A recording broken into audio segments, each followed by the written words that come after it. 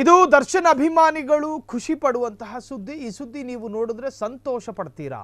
ದರ್ಶನ್ಗೆ ಒಳ್ಳೆಯ ದಿನಗಳು ಬಂದೇ ಬಿಡ್ತು. 2026ಕ್ಕೆ ದರ್ಶನ್ ಬದುಕಿನಲ್ಲಿ ಅಚ್ಚೇ ದಿನ ಆಗಯ. ಏನು ಬರುತ್ತೋ ಏನು ಬಿಡುತ್ತೋ ಒಂದಷ್ಟು ಜನ ಕಾಮೆಂಟ್ ಹಾಕ್ತಾರೆ ಹಿಂಗೆ. ಈ ಸುದ್ದಿ ನೀವು ನೋಡಿದ್ರೆ ಸಂತೋಷ ಪಡ್ತೀರಿ. ದರ್ಶನ್ಗೆ ಒಳ್ಳೆಯ ದಿನಗಳು ಬಂದೇ ಬಿಡ್ತು. 2026ಕ್ಕೆ ದರ್ಶನ್ ಬದುಕಿನಲ್ಲಿ ಅಚ್ಚೇ ದಿನ ಬರಲಿದೆ. 2024-25ನೇ ಸಾಲಿನಲ್ಲಿ ದರ್ಶನ್ ಪಾಲಿಗೆ ಕರಾಳ ದಿನ. ಕಂಡು ಕೇಳರಿಯದ ರೀತಿಯಲ್ಲಿ ದರ್ಶನ್ ಬದುಕಲ್ಲಿ ಬಿರುಗಾಳಿ. ಅಪಮಾನ ಅವಮಾನ ತಲೆ ಎತ್ತಿ ಓಡಾಡದ ಪರಿಸ್ಥಿತಿ ನಿರ್ಮಾಣ ಆಗಿದ್ದು ದರಿದ್ರ 2024-25ನೇ ಇಸ್ವಿನಲ್ಲಿ. ರೇಣುಕಾಸ್ವಾಮಿ ಕೊಲೆ ಪ್ರಕರಣದಲ್ಲಿ ಆದಂಥ ಅವಮಾನ ಅಷ್ಟಿಷ್ಟಲ್ಲ. ಆದರೆ ಕೆಲವೇ ದಿನಗಳಲ್ಲಿ ದರ್ಶನ್ಗೆ ಅಂಟಿರುವ ಕಪ್ಪು ಚುಕ್ಕೆ ಕಣ್ಮರೆ. ದರ್ಶನ್ ಜೈಲಲ್ಲಿ ಇದ್ರೂ ಡೆವಿಲ್ ಸಿನಿಮಾಗೆ ಯಾವುದೇ ಅಡ್ಡಿ ಆತಂಕ ಇಲ್ಲ. ಆದ್ರೆ ಈಗ ದರ್ಶನ್ ಲಕ್ ಬದಲಾಗ್ತಾ ಇದೆ. ದರ್ಶನ್ ರಿಲೀಸ್ಗೆ ಕೌಂಟ್ ಡೌನ್ ಶುರುವಾಗಿದೆ. ಡಿಸೆಂಬರ್ ಎಂಡ್ ಅಥವಾ ಜನವರಿ ಫಸ್ಟ್ ವೀಕ್ನಲ್ಲಿ ದರ್ಶನ್ ರಿಲೀಸ್ ಆಗೋ ಸಾಧ್ಯತೆಗಳಿದೆ ಎಂದು ಖ್ಯಾತ ಜ್ಯೋತಿಷಿಯೊಬ್ಬರು ದರ್ಶನ್ ರಿಲೀಸ್ ಬಗ್ಗೆ ಸ್ಫೋಟಕ ಹೇಳಿಕೆ ಕೊಟ್ಟಿದ್ದಾರೆ. ದರ್ಶನ್ ರಿಲೀಸ್ ಆದ ಮೇಲೆ ರಾಜಕೀಯಕ್ಕೆ ಸೇರೋದು ಪಕ್ಕ. ಇದು ದರ್ಶನ್ ಅಭಿಮಾನಿಗಳು ಖುಷಿ ಪಡುವ ಸುದ್ದಿ. ಸಂಖ್ಯಾಶಾಸ್ತ್ರಗಳನ್ನ ಮುಂದಿಟ್ಟುಕೊಂಡು ಜ್ಯೋತಿಷ್ಯ ಹೇಳಿದ್ರೇನು,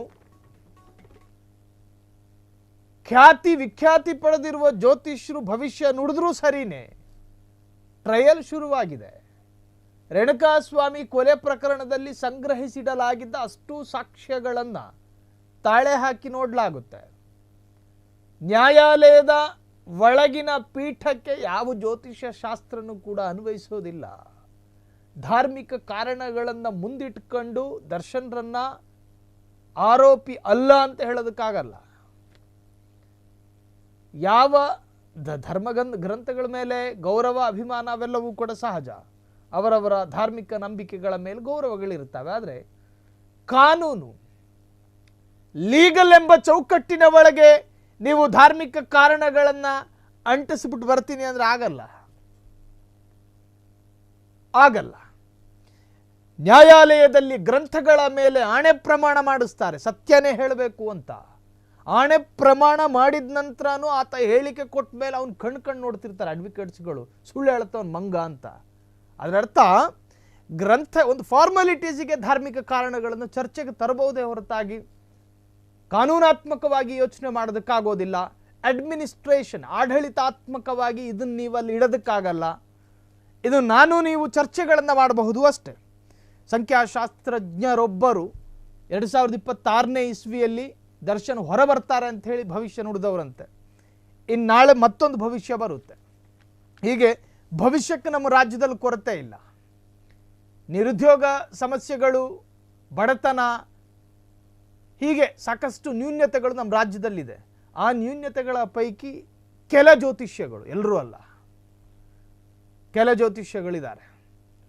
ಬದುಕಿನ ಮೂಲವಾಗಿಸಿಕೊಂಡಂತಹ ಜ್ಯೋತಿಷ್ಯ, ಬದುಕಿನ ಆದಾಯ ಮಾಡ್ಕೊಂಡಿರುವಂತಹ ಜ್ಯೋತಿಷ್ಯ. ಮೊನ್ನೆ ನೀವು ಗೊತ್ತಿರ್ಬೋದು, ಅದೆಲ್ಲೋ ಟೆಂಟ್ ಹಾಕೊಂಡಿದ್ದಂತೆ. ನೀವು ಹೊಸತಾಗಿ ಮದುವೆಯಾಗಿದ್ದರೆ ನಿಮ್ಮ ಧರ್ಮ ಪತ್ನಿಗೆ ಸರಿಯಾದಂತಹ ಸುಖ ಶಾಂತಿ ಕೊಡಲಾಗದೆ ನರಳಾಡ್ತಿದ್ರೆ ನನ್ನ ಟೆಂಟಿಗೆ ಬನ್ನಿ ಅಂತೇಳಿ ಬೋರ್ಡ್ ಹಾಕೊಂಡಿದ್ದಂತೆ. ಯಾಮಾರ್ಬಿಟ್ಟು ಒಬ್ಬ ಹೋದ 34 ಲಕ್ಷಗಳನ್ನು ಕಳ್ಕಂಡ. ಹೊರಗೆ ಹೋಗ್ತಿದ್ದವನು ಮುಖ ನೋಡಿ ಕರೆದ್ನಂತ ಒಳಗೆ, ನಿನ್ನ ಮುಖದಲ್ಲಿ ಏನೋ ಕೆಟ್ಟ ಲಕ್ಷಣಗಳಿದ್ದಾವೆ, ಬಂದು ಕೂತ್ಕೊ ನಿನ್ನ ಸಮಸ್ಯೆ ಹೇಳು ಅಂತ. IT ಕಂಪ್ನಿ ಉದ್ಯೋಗಿ ಹೇಳ್ದ, ಅವನೇನೋ ಉಂಡೆ ಕೊಟ್ಟ, ತಿಂದ. ಅದಾದ ನಂತರ ಬರೋಬ್ಬರಿ 30 ಲಕ್ಷಕ್ಕೂ ಹೆಚ್ಚು ಲಕ್ಷ ಕಳ್ಕಂಡ. ಹೀಗೆ ಸಾಕಷ್ಟು ನಕಲಿ ಜ್ಯೋತಿಷರು ಕೂಡ ಇದ್ದಾರೆ. ಒಟ್ಟಾರೆ ದರ್ಶನ್ಗೆ ಅಚ್ಚೇ ದಿನ ಬರಲಿದೆ ಅಂತ ಹೇಳಿ ಭವಿಷ್ಯವನ್ನು ನುಡಿದಿದ್ದಾರೆ. 2026ರಲ್ಲಿ ಅವರಿಗೆ ಲಕ್ ಖುಲಾಯಿಸುತ್ತೆ. ಅಪಮಾನ ಅವಮಾನ ತಲೆ ಎತ್ತಿ ಓಡಾಡದ ಪರಿಸ್ಥಿತಿ. ರೇಣುಕಾಸ್ವಾಮಿ ಕೊಲೆ ಪ್ರಕರಣದಲ್ಲಿ ಆದಂಥ ಅವಮಾನ ಅಷ್ಟಿಷ್ಟಲ್ಲ. ಆದರೆ ಕೆಲವೇ ದಿನಗಳಲ್ಲಿ ದರ್ಶನ್ಗೆ ಅಂಟಿರುವ ಕಪ್ಪು ಚುಕ್ಕೆ ಕಣ್ಮರೆಯಾಗುತ್ತೆ. ದರ್ಶನ್ ಜೈಲಲ್ಲಿದ್ದರೂ ಕೂಡ ಡೆವಿಲ್ ಸಿನಿಮಾಗೆ ಯಾವುದೇ ಅಡ್ಡಿ ಆತಂಕ ಇಲ್ಲ. ಆದರೆ ಈಗ ದರ್ಶನ್ ಲಕ್ ಬದಲಾಗುತ್ತಾ ಇದೆ. ದರ್ಶನ್ ರಿಲೀಸ್ಗೆ ಕೌಂಟ್ ಡೌನ್ ಶುರುವಾಗಿದೆ. ಡಿಸೆಂಬರ್ ಎಂಡ್ ಅಥವಾ ಜನವರಿ ಫಸ್ಟ್ ವೀಕ್ನಲ್ಲಿ ರಿಲೀಸ್ ಆಗ್ತಾರೋ ಏನೋ ಅಂತ ಹೇಳಿ ಜ್ಯೋತಿಷರೊಬ್ಬರು ದರ್ಶನ್ ರಿಲೀಸ್ ಬಗ್ಗೆ ಸ್ಫೋಟಕ ಹೇಳಿಕೆ ಕೊಟ್ಟಿರುವಂತಹದ್ದು. ದರ್ಶನ್ ರಿಲೀಸ್ ಆದಮೇಲೆ ರಾಜಕೀಯ ಸೇರೋದು ಪಕ್ಕಾನ ಅಂಥೇಳಿ ಚರ್ಚೆ ಆಗ್ತಾ ಇದೆ. ಒಟ್ಟಾರೆ ದರ್ಶನ್ ಹೊರಗೆ ಬರಲಿ, ಆಮೇಲೆ ನೋಡ್ಕೊಳ್ಳೋಣ ಅಂಥೇಳಿ ಕೆಲವರು ದರ್ಶನ್ ಪರ ಅಭಿಮಾನಿಗಳು ಕಾಮೆಂಟ್ ಕೂಡ ಹಾಕ್ತಾ ಇದ್ದಾರೆ. ಕ್ಷಣ ಕ್ಷಣದ ಸುದ್ದಿಗಳಿಗಾಗಿ ಫ್ರೀಡಂ ಟಿವಿ ಸಬ್ಸ್ಕ್ರೈಬ್ ಮಾಡಿ, ಲೈಕ್ ಮಾಡಿ ಹಾಗೂ ಫಾಲೋ ಮಾಡಿ. ಹೊಸ ಸುದ್ದಿಗಳ ನೋಟಿಫಿಕೇಶನ್ಗಾಗಿ ಬೆಲ್ ಐಕಾನ್ ಮೇಲೆ ಕ್ಲಿಕ್ ಮಾಡಿ.